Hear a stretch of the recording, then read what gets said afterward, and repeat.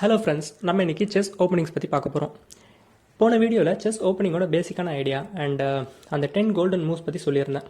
அந்த வீடியோ பார்க்கலன்னா கண்டிப்பாக போய் பாருங்கள். ஏன்னா அந்த வீடியோட கண்டினியூஷன் தான் இந்த வீடியோ. அந்த வீடியோட லிங்க் வந்து நான் டிஸ்கிரிப்ஷனில் ப்ரொவைட் பண்ணியிருக்கேன். இன்றைக்கி என்ன கற்றுக்க போகிறோம் அப்படின்னு பார்த்தீங்கன்னா, அந்த 10 கோல்டன் மூவ்ஸ் இருக்குது பார்த்தீங்களா, அதுக்கு பின்னாடி இருக்கிற ரீசன் என்ன, ஏன் அந்த 10 கோல்டன் மூவ்ஸ் தான் நம்ம வைக்கணும் அப்படின்றத தான் பார்க்க போகிறோம். சைட் பை சைடு வந்துட்டு நான் ஓப்பனிங் பிரின்சிபல்ஸும் சொல்லுவேன். இன்றைக்கி கவர் பண்ண முடியாத ஓப்பனிங் பிரின்சிபல்ஸை நான் நெக்ஸ்ட் வீடியோவில் சொல்லலாம்னு இருக்கேன். ஸோ நம்ம சேனலுக்கு சப்ஸ்கிரைப் பண்ணி வச்சுக்கோங்க, எல்லா வீடியோஸும் பாருங்கள். அண்ட் இப்போ நம்ம வீடியோவை ஸ்டார்ட் பண்ணலாம். ஸோ ஃபஸ்ட்டு ஓப்பனிங் பிரின்சிபல் வந்து ஓப்பனிங் த லைன்ஸ்.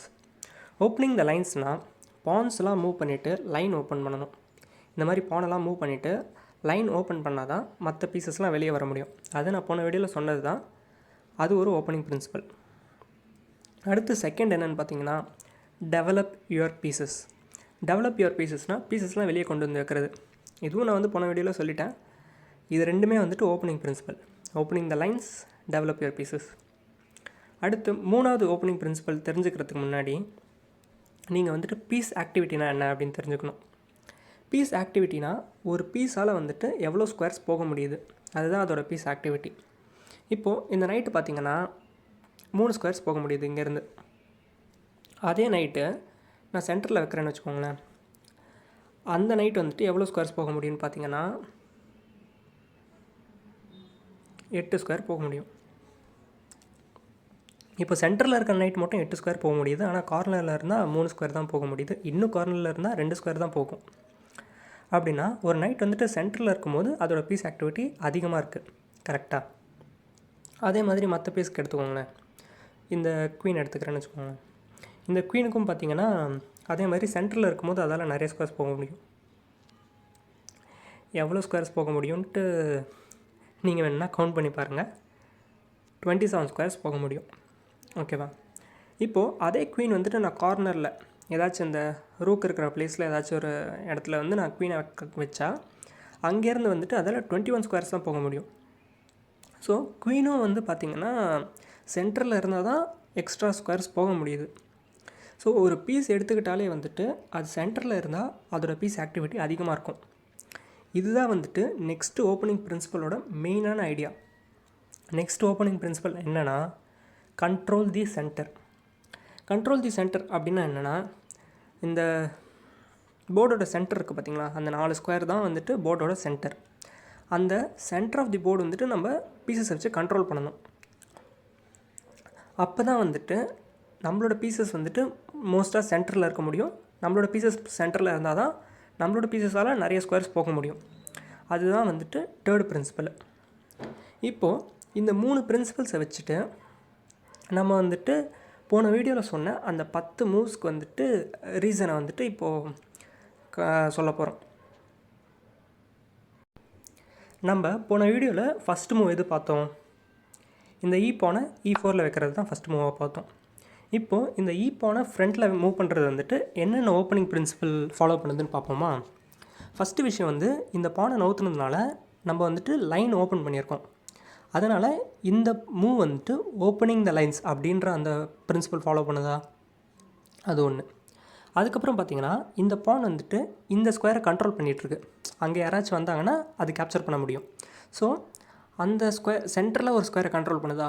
ஸோ வந்துட்டு கண்ட்ரோல் த சென்டர் அப்படின்ற பிரின்சிபலையும் ஃபாலோ பண்ணுது. ஸோ இந்த 2 மூவ்ஸ், இந்த 2 பிரின்சிபல்ஸை ஃபாலோ பண்ணுறதுனால நம்ம வந்துட்டு ஃபஸ்ட் மூவ் வந்துட்டு ஜஸ்டிஃபை பண்ணிட்டோம். இப்போது செகண்ட் மூவ் என்ன பார்த்தோம்? செகண்ட் மூவ் வந்துட்டு நம்ம இந்த பானை ஃப்ரண்ட்டில் மூவ் பண்ணோம். இந்த பானை ஃப்ரண்ட்டில் மூவ் பண்ணதுன்னா என்னாச்சு? அதே மாதிரி தான் லைன்ஸ் ஓப்பன் ஆகிருக்கு. அதே மாதிரி இந்த பான் வந்துட்டு சென்டரில் ஒரு ஸ்கொயர் கண்ட்ரோல் பண்ணியிருக்கு. ஸோ வந்துட்டு இதுவும் அதே தான், ஓப்பனிங் த லைன்ஸ் அந்த பிரின்சிபல் ஃபாலோ பண்ணியிருக்கு, சென்டரை வந்து கண்ட்ரோல் பண்ணியிருக்கு. இப்போ அடுத்த மூவ் நம்ம என்ன பார்த்தோம்? இந்த நைட் எடுத்துகிட்டு வந்து வெளியே வைக்கிறது. இந்த நைட் எடுத்து வெளியே வைக்கிறது வந்துட்டு என்னென்ன பிரின்சிபல் ஃபாலோ பண்ணுது அப்படின்னு பார்த்தீங்கன்னா, டெவலப் யுவர் பீசஸ் அந்த ஒரு பிரின்சிபல் ஃபாலோ பண்ணுதா? நம்ம வந்துட்டு ஒரு பீஸை வெளியே எடுத்து வச்சுருக்கோம். அடுத்து வேறு என்ன ஃபாலோ பண்ணுதுன்னு பார்த்தீங்கன்னா, சென்டரை கண்ட்ரோல் பண்ணியிருக்கு. இந்த 2 ஸ்கொயர்ஸை கண்ட்ரோல் பண்ணுது. அதனால் நம்ம வந்துட்டு கண்ட்ரோல் த சென்டர்ன்ற பிரின்சிபலையும் ஃபாலோ பண்ணியிருக்கோம். அதனால தான் வந்துட்டு இந்த நைட்டை நம்ம இங்கே டெவலப் பண்ணாமல் இங்கே டெவலப் பண்ணுறோம். இந்த சைடு C3ல் அந்த கார்னரில் டெவலப் பண்ணால் அதால் வந்துட்டு சென்டரை கண்ட்ரோல் பண்ண முடியாது. ஸோ அங்கே டெவலப் பண்ணுறது வேஸ்ட்டு. கரெக்டாக? அதனால தான் நம்ம வந்துட்டு எந்த பிசியுமே வந்துட்டு சென்டரை நோக்கி டெவலப் பண்ணணும். அடுத்து நம்ம என்ன மூவ் பார்த்தோம்? அடுத்து வந்துட்டு இன்னொரு நைட்டை இங்கே வைக்கிறது பார்த்தோமா? இதுவும் வந்துட்டு அதே மாதிரி தான். ஒரு பீஸை டெவலப் பண்ணியிருக்கோம்.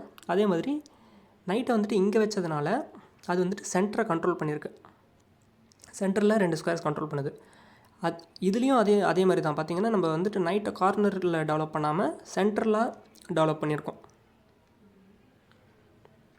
நெக்ஸ்ட் மூவ் வந்துட்டு ஆப்போனண்ட் எடுத்து வச்சாங்க. அண்டு போன வீடியோவில் நான் பிஷப்பை வந்துட்டு இந்த இடத்துல வச்சேன். ஆனால் ஓப்பனிங் பிரின்சிபல் படி சென்டரை வந்துட்டு நம்ம கண்ட்ரோல் பண்ணணும். அதே மாதிரி பீஸ் ஆக்டிவிட்டியும் பார்க்கணும். கரெக்டாக? இப்போ இந்த பிஷப் வந்துட்டு இந்த இடத்துலேருந்து எவ்வளோ ஸ்கொயர்ஸ் போக முடியும்னு கவுண்ட் பண்ணுங்கள். 1 2 3 4 5 ஸ்கொயர்ஸ் போக முடியுது. கரெக்டாக? ஸோ இந்த பிஷப்பை நம்ம வந்துட்டு எந்த இடத்துல ப்ளேஸ் பண்ணால் அதுக்கு வந்துட்டு நிறைய ஸ்கொயர்ஸ் போக முடியும் அப்படின்ட்டு நீங்கள் வந்து கவுண்ட் பண்ணணும். இப்போ இந்த பிஷப் வந்துட்டு நான் இந்த இடத்துல ப்ளேஸ் பண்ணுறேன்னு வச்சுக்கோங்களேன். இந்த இடத்துல ப்ளேஸ் பண்ணால் அந்த பிஷப்புக்கு வந்துட்டு இந்த டயகனலில் 5 ஸ்கொயர்ஸ் போக முடியுமா? அதே மாதிரி இந்த டயகனலில் இந்த ஒரு ஸ்கொயரு 1 2 3, ஸோ மொத்தம் 8 ஸ்கொயர் போக முடியுது. ஸோ அந்த இடத்துல வச்சா 8 ஸ்கொயர்ஸ் போக முடியுது. அதே மாதிரி நம்ம பிஷப்பை போன வீடியோவில் வந்துட்டு இங்கே வச்சோம். இங்கே வச்சா வெறும் அதே 5 ஸ்கொயர்ஸ் தான் போக முடியுது. ஸோ வந்து நம்மளுக்கு எது பெட்டர் சாய்ஸு? பிஷப்பை C4ல் வைக்கிறது தான் பெட்டர் சாய்ஸ் இந்த இடத்துல. ஏன்னா வந்துட்டு அங்கே தான் வந்துட்டு அதோட பீஸ் ஆக்டிவிட்டி அதிகமாகுது. அதுவும் இல்லாமல் நம்ம இங்கே வைக்கிறதுனால சென்டரும் கண்ட்ரோல் பண்ணுது. இந்த இடத்துலேருந்தும் சென்டரும் கண்ட்ரோல் பண்ணுது. பட் அந்த இடத்துல வச்சா நமக்கு வந்து பீஸ் ஆக்டிவிட்டியும் அதிகமாக இருக்குது. ஸோ நம்ம எல்லா ஓப்பனிங் பிரின்சிபலும் ஃபாலோ பண்ணுறோம். இப்போது என்ன பண்ணியிருக்கோன்னு பார்த்தீங்கன்னா, ஒரு பிஷப்பை வெளியே எடுத்து வச்சோமா? So develop your pieces follow பண்ணியிருக்கோம். அதுக்கப்புறம் சென்டரை கண்ட்ரோல் பண்ணியிருக்கோம். அதே மாதிரி அந்த பிஷப்பை வந்துட்டு எந்த இடத்துல வச்சு நம்ம சென்ட்ரல் கண்ட்ரோல் பண்ணுறோம் அப்படின்றது வந்து அதோட பீஸ் ஆக்டிவிட்டியை பொறுத்து பண்ணியிருக்கோம். ஓகேவா? ஸோ அடுத்த மூவ் வந்துட்டு நைட் இங்கே வச்சாங்க. அண்ட் இதே மாதிரி தான் இந்த பிஷப்புக்கும். இந்த பிஷப் எடுத்துகிட்டு வந்து E3ல் வச்சா அதோட பீஸ் ஆக்டிவிட்டி வந்து எதுவும் மாறாது. அதே 5 ஸ்கொயர்ஸ் தான் போக முடியும்.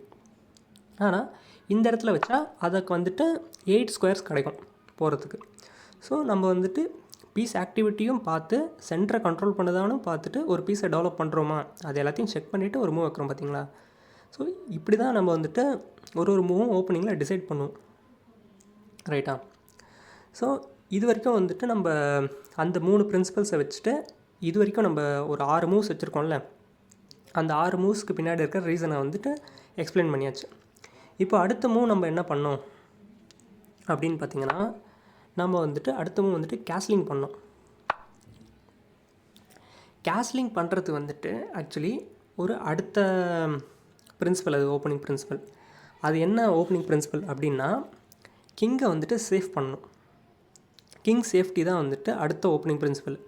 கிங்கை வந்துட்டு கேன்சல் பண்ணி வச்சுட்டா நம்ம வந்துட்டு இந்த கிங்கை வந்து ப்ரொடெக்ட் பண்ணுற மாதிரி இருக்கும் இந்த 3 பாயிண்ட்ஸுக்கு பின்னாடி. ஸோ கேஸ்லிங் வந்து ஒரு ஓப்பனிங் பிரின்சிபல் மாதிரி தான், கிங்கை சேஃப்டி பண்ணுறது. கிங்கை சேஃப்டி பண்ணுறதும் இல்லாமல்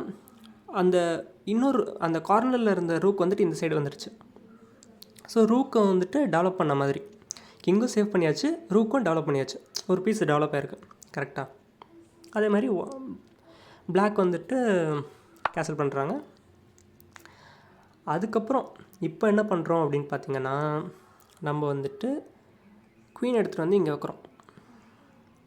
போன வீடியோவில் நீங்கள் பார்த்துருப்பீங்க, இந்த குவீனை வந்துட்டு நான் ஃப்ரண்ட்டில் வச்சேன் அப்படின்ட்டு. இது என்ன பண்ணுது அப்படின்னு பார்த்தீங்கன்னா, குவீனை டெவலப் பண்ணுது, ஒரு பீஸை டெவலப் பண்ணுது. அதே மாதிரி சென்டர் கண்ட்ரோல் வந்து ஆல்ரெடி இருந்துச்சு, இப்போயும் அதே மாதிரி தான் இருக்குது. முக்கியமான ஒரு விஷயம் என்னென்னா, 2 ரூக்ஸையும் வந்து கனெக்ட் பண்ணியிருக்கு. இதுவும் ஒரு ஓப்பனிங் பிரின்சிபல் தான்.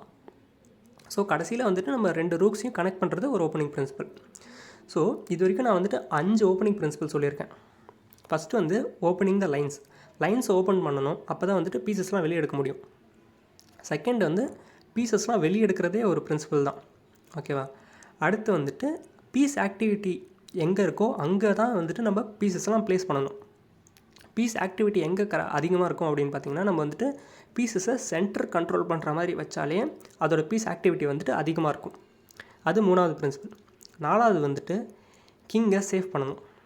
அண்ட் 5வது பிரின்சிபல் வந்துட்டு ரூக்ஸை கனெக்ட் பண்ணணும்.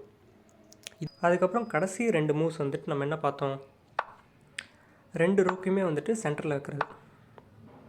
இப்படி சென்டரில் வைக்கிறதுனால நம்ம வந்துட்டு நம்மளோட சென்டர் கண்ட்ரோலை இன்னும் இன்க்ரீஸ் பண்ணுறோம். இப்படி பின்னாடியிலேருந்து சப்போர்ட் கொடுக்குற மாதிரி. ஸோ இதுதான் வந்துட்டு அந்த கோல்டன் மூவ்ஸ் நம்ம எதுக்கு வைக்கிறோம் அப்படின்றதுக்கான ரீசனு. அடுத்த வீடியோவில் வந்துட்டு நான் மீதி இருக்கிற எல்லா ஓப்பனிங் பிரின்சிபல்ஸும் கவர் பண்ண போகிறேன். ஸோ இந்த வீடியோ உங்களுக்கு பிடிச்சதுன்னா லைக் பண்ணுங்கள். அண்டு நம்ம சேனலில் இதே மாதிரி நிறைய பல வீடியோஸ் வரப்போகுது. ஸோ வந்துட்டு நம்ம சேனலுக்கு சப்ஸ்கிரைப் பண்ணி வச்சுக்கோங்க.